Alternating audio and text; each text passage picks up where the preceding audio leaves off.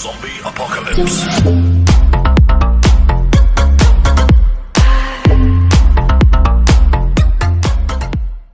Hello everyone, welcome to lecture force.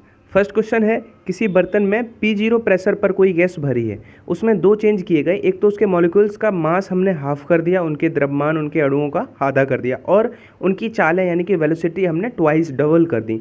तो resultant जो pressure है वो क्या होगा? क्या वो अनचेंज रहेगा, या वो ट्वाइस हो जाएगा, 4 टाइम्स हो जाएगा, या फिर हाफ रह जाएगा प्रेशर? बहुत अच्छा क्वेश्चन है। देखो, मैं हर वीडियो में आपसे कहता हूँ कि इन क्वेश्चंस को आप पहले एक बार खुद से ट्राई जरूर किया करो। इससे आप एक तो अपना एवेल्यूशन कर पाओगे और आपकी थॉट प्रोसेस में डेफिनेटली चेंज आएगा। आप अपने आप में एक इम्प्रूव पाओगे। तो ठीक है, अब आपने आशा करता हूँ कि ट्राई कर लिया होगा। इस तरह का क्वेश्चन अगर आ जाए तो आपको प्रेशर का एक फॉर्मूला पता होना चाहिए, जिसमें मास भी आता है 1/3 mN/V इंटू VRMS का स्क्वायर। अब देखो, इससे इस फॉर्मूले को वैसे आपको डायरेक्ट फॉर्मूला नहीं पूछेगा, लेकिन कई बार देखा गया है कि इस क्वेश्चन पे न्यूमेरिकल इस तरह के बन जाते हैं। अब देखो, हमें दिख रहा है कि प्रेशर जो है उसके मास के डायरेक्टली प्रोपोर्शनल है और उसकी चाल के VRMS के स्क्वायर के डायरेक्टली प्रोपोर्शनल है। तो finally we can write it as P directly proportional to M और VRMS का स्क्वायर। अब देखो, इसको कितना इजीली कर सकते हैं। इसको हम P1/P2 अगर कहें तो ये हमारा M1/M2 हो जाएगा। M2 हमने कितना कर दिया? आधा कर दिया है, क्योंकि मास आधा कर दिया है। अब VRMS को हम पहले V ही रहने देते हैं, फिर हम 2V कर देते हैं और दोनों का स्क्वायर कर देना है, ठीक है, क्योंकि स्क्वायर के डायरेक्टली प्रोपोर्शनल था। अब आप देखोगे कि जब इसको रेशनलाइज करेंगे तो ये 2M, M से M तो कट जाएगा लेकिन 2 ऊपर आ जाएगा, ठीक है। ऐसे ही V से V कट जाएगा, लेकिन 1/2 का स्क्वायर करेंगे तो 1/4 आ जाएगा। तो फाइनली हमें P1/P2 मिल गया 1/2। जैसे ही हम क्रॉस मल्टीप्लाई करेंगे तो P2 हमें दिख जाएगा 2P1, यानी कि जो इनिशियली P0 था उसका 2 टाइम्स हो जाएगा आपकी बार प्रेशर, अगर हम उनका मास आधा कर दें और चालें दोगुनी कर दें, ठीक है। तो इस तरह का क्वेश्चन अगर आ जाए तो आई होप कि अब आप जरूर कर पाओगे। कई बच्चे क्या होते हैं कि अगर एग्जाम से पहले ऐसा क्वेश्चन नहीं किया है तो वो पहले तो 1-2 सेकंड ट्राई करेंगे PV बराबर NRT, फिर वो क्या करेंगे कि उनको मतलब आंसर मैच हो जाएगा तो ठीक है, तुक्का लगा देंगे, अदरवाइज फिर उनका एक तो नेगेटिव मार्किंग जब से होने लगी। तो इस तरह के क्वेश्चन को आपको अगर नहीं आता है तो अटेम्प्ट नहीं करना है, और मेरी कोशिश ये है कि आपके एग्जाम तक हर वो क्वेश्चन आपकी नज़रों से होकर जाए एक बार, जिसके चांसेस हैं एग्जाम में आने के, ठीक है। तो चलते हैं नेक्स्ट क्वेश्चन पे। जैसे ही एक खाली बर्तन को जल से भरा जाता है, ठीक है, उसमें जल भरा गया तो उसकी फ्रीक्वेंसी पूछा गया क्या है। सेकंड क्वेश्चन है, यदि तेल यानी कि ऑयल जिसका डेंसिटी ऑब्वियसली पानी से अधिक होता है, तो अगर उसको रिप्लेस कर देते हैं, पानी की जगह पे रेजोनेंस ट्यूब में लगा देते हैं, तो फिर उसकी फ्रीक्वेंसी क्या होगा। देखो, दोनों ही क्वेश्चंस सेम फिनोमेना पे बेस्ड हैं, तो आपको क्या है, रटना नहीं है, कोई चीज़ समझना है। देखो, अगर हम खाली बर्तन की बात करें या बर्तन भरा गया है पानी से, एक आप बात बताओ, फ्रीक्वेंसी की बात करी गई है तो आपने देखा होगा क्लोज आर्गन पाइप की अगर फ्रीक्वेंसी की बात करें तो वो क्या होगी, उसकी फ्रीक्वेंसी होती है 4/4L, ठीक है। मैं बताना ये चाह रहा हूँ कि उसकी जो फ्रीक्वेंसी होती है वो उसके लेंथ के इनडायरेक्टली प्रोपोर्शनल होती है, ठीक है।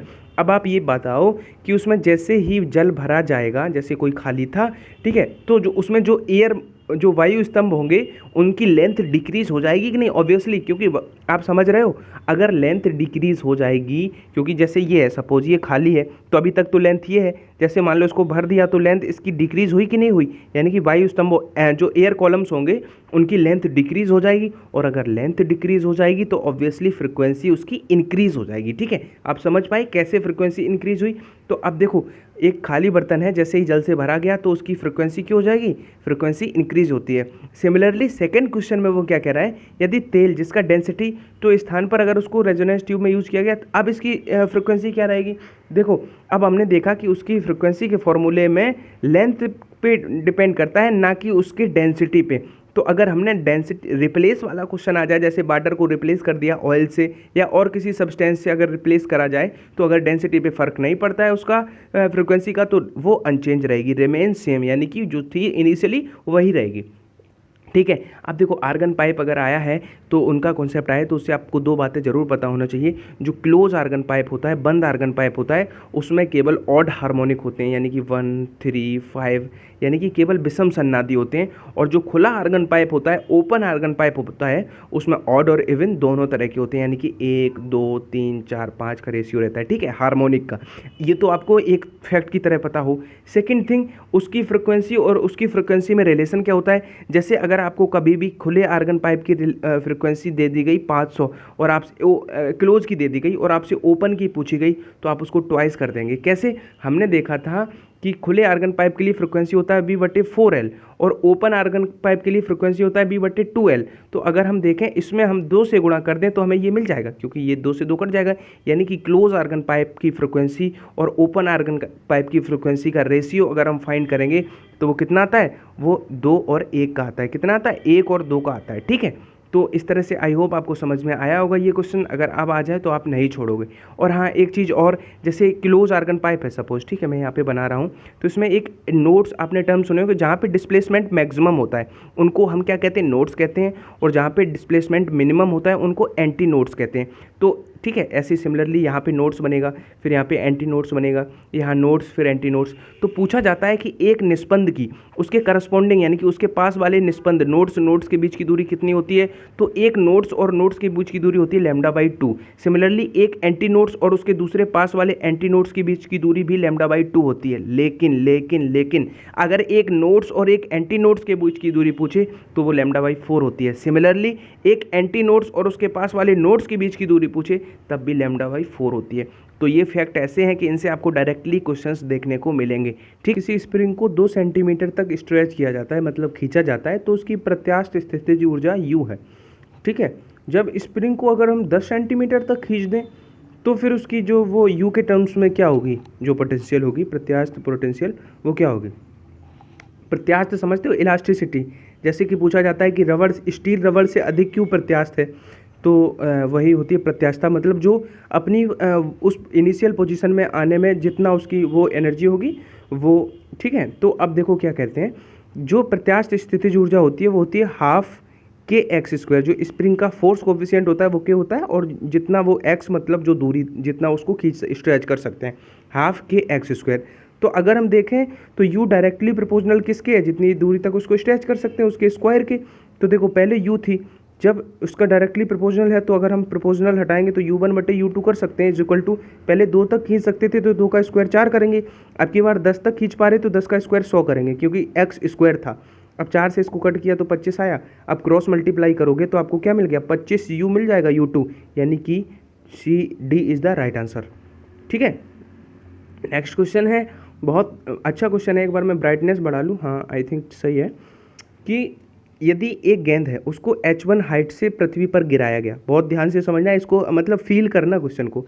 यदि जो कोफिशिएंट ऑफ रिस्टिट्यूशन है, मतलब प्रत्यानयन गुणांक है, वो इतना है, तो h2 ऊंचाई कितनी होगी जहाँ तक गेंद रिबाउंड होगी? अब देखो, आप कभी भी कोई बॉल अगर ज़मीन पे गिराते हो तो जब वो ज़मीन पर गिरती है तो वो डिपेंड करता है उसका जो रेस्टिट्यूशन ऑफ कोफिशिएंट है वो कितनी हाइट तक दोबारा जाएगी। ठीक है, अब समझना ये है हमें कि इसके लिए एक फार्मूला लिख लो कि e⁻²n। ये फार्मूला भी बहुत बार पूछा जा चुका है। जो ई जहाँ पे वही होता है रेस्टिट्यूशन कोफिशिएंट, तो e⁻²n जो होता है वो होता है hn, मतलब जो nth उसमें nth रिबाउंड में जहाँ तक हाइट जाएगी और जो हाइट इनिशियल रहेगी उसका रेशियो। तो ये क्वेश्चन, ये जो फार्मूला है ये आपको आना बहुत ज़रूरी है।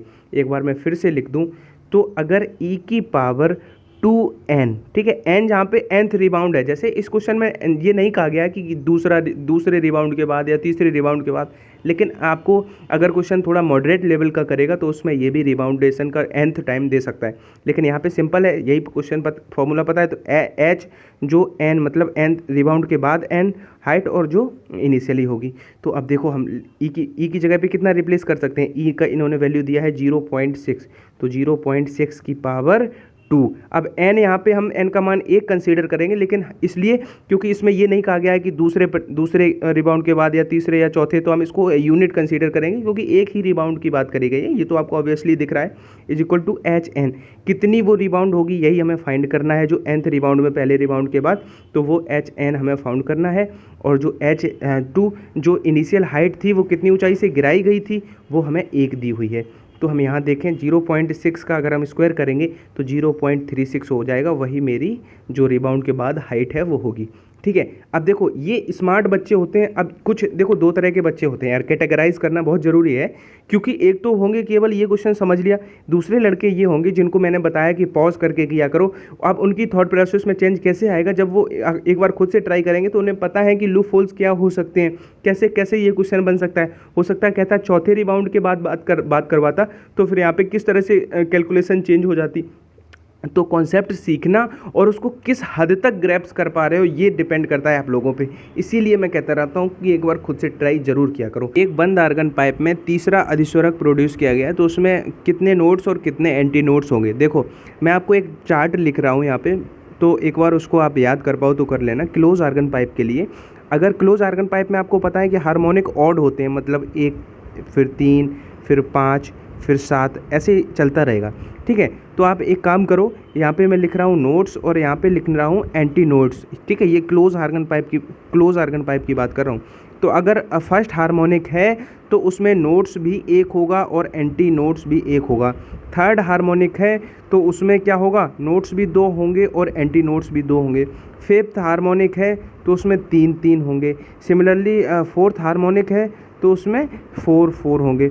अब देखो मैंने आपको पहले भी बताया था कि जो ये कहाँ से स्टार्ट होता है, मूल अधिस्वरक प्रथम सन्नादि, ये प्रथम अधिस्वरक द्वितीय सन्नादि, ये आपका क्या होता है द्वितीय अधिस्वरक तृतीय सन्नादि, यानी कि अधिस्वरक एक कम चलता है, मतलब एक मूल अधिस्वरक भी होता है। तो जब फर्स्ट पे आके ये सेकंड वाले पोजीशन पे आके ये प्रथम अधिस्वरक हो पाता है। तो देखो इन्होंने तीसरा अधिस्वरक की बात करी गई है, तो तीसरा अधिस्वरक मतलब ये मूल हो जाएगा, ये प्रथम हो जाएगा, ये द्वितीय हो जाएगा, या तृतीय हो जाएगा।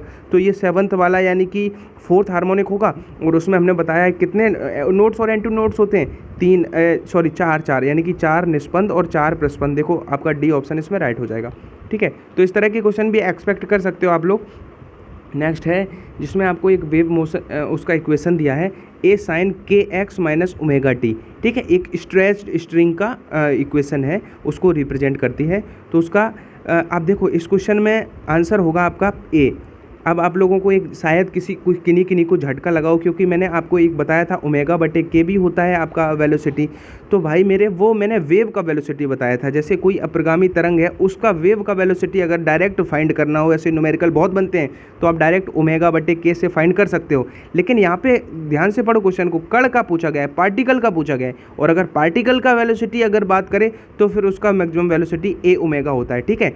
तो देखो क्या है कि अब आई थिंक आपने डिफ्रेंशिएट कर लिया होगा क्या है इसको, और आपको डिटेल में पढ़ना है तो आप मेरे प्लेलिस्ट में जाके चैप्टर वाइज वीडियो देख सकते हो। वैसे जितना मैं बता रहा हूँ उन फैक्ट को भी आप अगर तैयार कर लेते हो तो बहुत अच्छे मार्क्स ला सकते हो। दिया है y is equal to a cos square 2 pi n t minus 2 pi x बटे लेमडा। तो क्या है कि अगर ये एक अप्रगामी प्रोग्रेसिव वेव को रिप्रेजेंट करती है तो इसका एम्पलीट्यूड, फ्रिक्वेंसी और वेवलेंथ तीनों चीज़ें हमें फाइंड करनी है। तो देखो थोड़ी जल्दबाजी मत करना इस क्वेश्चन को करने के लिए, क्योंकि आप देखो यहाँ पे नोटिस करो स्क्वायर है, लेकिन इसका जो रिप्रेजेंटेशन होता है इक्वेशन का उसमें कॉस होता है ना कि स्क्वायर। तो पहले तो हमें कॉस स्क्वायर को रिप्लेस करना है कॉस से। तो उसके लिए आपको पता होगा कि कॉस 2a का एक फॉर्मूला होता है, वो फॉर्मूला होता है क्या, 2 कॉस स्क्वायर a माइनस 1। यानी कि अगर हम 2 कॉस स्क्वायर a को लिखना चाहें तो उसको हम कॉस 2a प्लस 1 लिख सकते हैं। देखो इतना तो आपको दिमाग चलाना पड़ेगा। अब ये यहाँ पे 2 से गुणा और 2 से भाग करके फिर इसको हम 2 कॉस स्क्वायर ए बनाएंगे, फिर उसको कॉस 2a प्लस 1 लिखेंगे, ठीक है। ये चीज़ आप देख लो, हमने 2 से गुणा 2 से भाग किया तो क्या होगा, 2 से गुणा कर दिया 2 से भाग, फिर हमने 1/2 को बाहर कर लिया। आई थिंक आप लोग समझने की कोशिश करोगे। अब ये 2 कॉस स्क्वायर हो गया, 2 कॉस स्क्वायर ए हो गया, जिसको हम 1 प्लस कॉस 2a लिखेंगे, कॉस 2a, यानी कि 2 का इसमें अंदर गुणा हो रहा है, ये a पूरी चीज़ है, 2 का अंदर गुणा होगा तो ये क्या हो जाएगा 4 पाई एन टी माइनस 4 पाई एक्स बटे लेमडा। इतना जैसे ही आप एक स्टेप आगे गए अब आपको आंसर ऑप्शन से दिखने लगा। जब इसका अंदर गुणा कर दोगे तो a/2 प्लस a/2 और ये सारी चीज़ कॉस। अब आप देखना एक चीज़, आपने ऑप्शन देखे कि 2 ऑप्शन एलिमिनेट हो गए, क्योंकि हमें amplitude a/2 a cos omega T minus के एक्स से हमें a तो दिख रहा है a/2, वो तो एलिमिनेट हो गया। अब बात ये है कि फ्रिक्वेंसी 2n है, इसमें भी 2n है, ठीक है। अब ठीक है, और इसमें वेवलेंथ लेमडा है, इसमें लेमडा/2 है। अब आप ये देखो यहाँ पे कॉस ओमेगा टी माइनस के एक्स, सिंपली यहाँ पे 4 लगा हुआ है, इट मीन्स फ्रिक्वेंसी तो 2x होगी और ये वेवलेंथ लेमडा/2 होगी। अगर ये आपको नहीं पता है तो मैंने आपको कई बार बताई हैं ये चीज़ें कि आपका जो के होता है वो क्या होता है 2 पाई बटे लैम्डा होता है, और आपका जो वेलोसिटी होता है उसका वेव का, ठीक है, वो क्या होता है ओमेगा बटे के से डायरेक्ट फाइंड कर सकते हो। तो इस तरह से आप अगर आप फर्दर जाओगे, वैसे आप एम्पलीट्यूड आपने निकाल लिया तो आपको देख के ही लग रहा है कि यही हो सकता है, यानी कि डी इसका राइट आंसर है। तो इस तरह का क्वेश्चन भी आप एक्सपेक्ट कर सकते हो आपके एग्जाम में, तो आप इनका अच्छे से रिवीजन करके जाना। और एक क्वेश्चन आपको मैं छोड़ रहा हूँ आपके लिए करने के लिए, जिसको मैं हालांकि अगले वीडियो में करवा दूंगा, लेकिन फिर भी एक बार आप अपने आप को चेक करो इस क्वेश्चन को। अगर इस क्वेश्चन को आपने कर पाए, वैसे क्वेश्चन आप इसको देख के मत डर जाना कि ये किस एग्जाम में आया हुआ है, मैं इसकी एक्सप्लेनेशन नेक्स्ट वीडियो में दूंगा और आपको बताऊंगा कि कितना इजी इसको करना है। सबसे सिंपलेस्ट अप्रोच, आप 10 सेकंड में इसको कर पाओगे, 10 सेकंड में, ठीक है। और ये कोई रॉकेट साइंस नहीं है, बहुत ईजी मेथड आपको बताऊँगा। और चलो आज इतना ही रखते हैं, क्योंकि मेरी तबीयत भी थोड़ी सही नहीं है, तो मैं इतना कंफर्टेबली नहीं बता पा रहा हूँ, मुझे थोड़ा इरिटेशन हो रहा है। बाकी मैं नेक्स्ट वीडियो में इसको इंक्लूड कर लूँगा, बस गैप ना हो, आप लोगों की जो पढ़ने की फ्रिक्वेंसी है वो कम ना हो, इसलिए मैं इसको करा दिया मैंने आज इस वीडियो को। वैसे मेरा मन नहीं था कराने का, फिर भी एनीवेज मैं इंतज़ार करूंगा आपके आंसर्स का। और अगर आप फेसबुक जो लक्ष्य एयरफोर्स का फेसबुक ग्रुप है वहाँ पे नहीं जुड़े हो तो जुड़ जाओ, इसी वीडियो के डिस्क्रिप्शन में आपको फेसबुक लिंक मिल जाएगा, वहाँ पे जाके आप लक्ष्य एयरफोर्स से एसोसिएट हो जाओगे। और कोई क्वेश्चन या क्वेरी है तो वहाँ पर आप पूछोगे, तो नेक्स्ट वीडियो में उसको डेफिनेटली इंक्लूड कर लिया जाएगा।